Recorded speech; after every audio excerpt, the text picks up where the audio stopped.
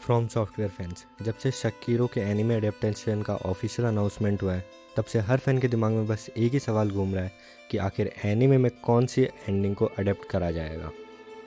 क्योंकि गेम में हमारे पास पूरे 4 अलग एंडिंग्स हैं: शूरा, प्यूरिफिकेशन, इमोर्टल सेवरेंस और ड्रैगन्स होमकमिंग। पर जब एक मल्टी एंडिंग गेम को एनिमे में बदला जाता है तो क्रिएटर्स को किसी एक रास्ते को कैनन मानना ही पड़ता है। तो आज इस वीडियो में हम डिस्कस करेंगे कि आखिर स्टूडियो किस पाथ पर जाने वाला है। तो सबसे पहले आता है एलिमिनेटिंग द इनकम्प्लीट पाथ्स।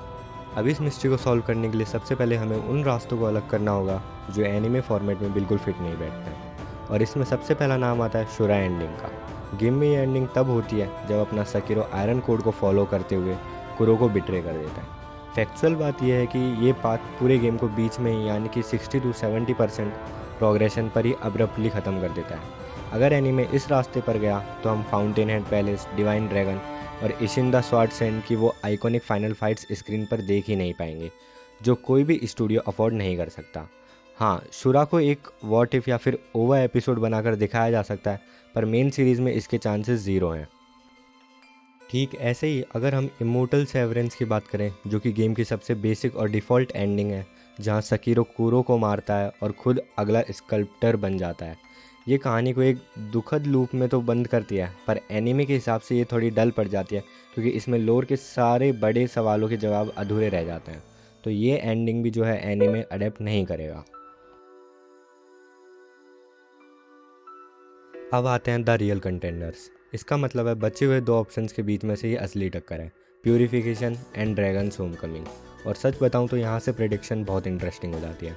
अगर हम प्यूरिफिकेशन एंडिंग को देखते हैं तो इसमें सकीरो खुद को सेक्रीफाइस कर देता है ताकि कुरो एक नॉर्मल इंसान की तरह जी सके। स्टोरी टेलिंग के पॉइंट ऑफ व्यू से ये एंडिंग सबसे ज़्यादा इमोशनली हैवी और कंप्लीट लगती है।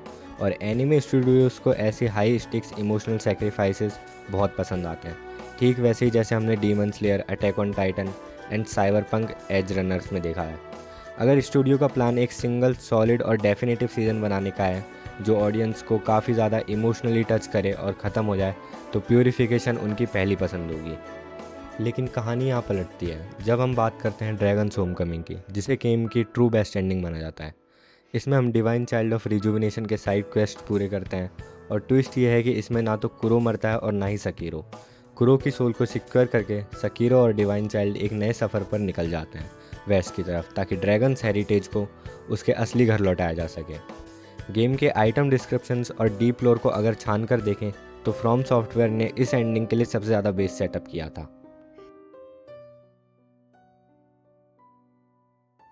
तो इन दोनों में से एनीमे आखिर चुनेगा क्या? सब कुछ इस बात पर टिका है कि स्टूडियो का लॉन्ग टर्म प्लान क्या है। अगर वो एक ऐसा स्टैंड अलोन प्रोजेक्ट चाहते हैं जो स्क्रीन पर आते ही धमाल मचा दे और एक ही बार में ख़त्म हो जाए, तो वो प्यूरिफिकेशन के साथ जाएंगे क्योंकि इसका सिनेमैटिक और इमोशनल इम्पैक्ट बेमिसाल है। लेकिन अगर उन्हें एक बड़ा सिनेमैटिक यूनिवर्स या सीज़न 2 का सेटअप चाहिए तो उन्हें मजबूरन ड्रैगन्स होमकमिंग की तरफ जाना पड़ेगा, क्योंकि वहीं से आगे की कहानी का रास्ता खुलता है। अब आप मुझे कमेंट करके बताओ कि आपको क्या लगता है, क्या हम सकीरो का सेक्रीफाइस देखेंगे या फिर एक नया सफ़र। और वीडियो अच्छी लगी हो तो सब्सक्राइब ज़रूर करना और याद रखना, हेजिटेशन इज़ डिफीट।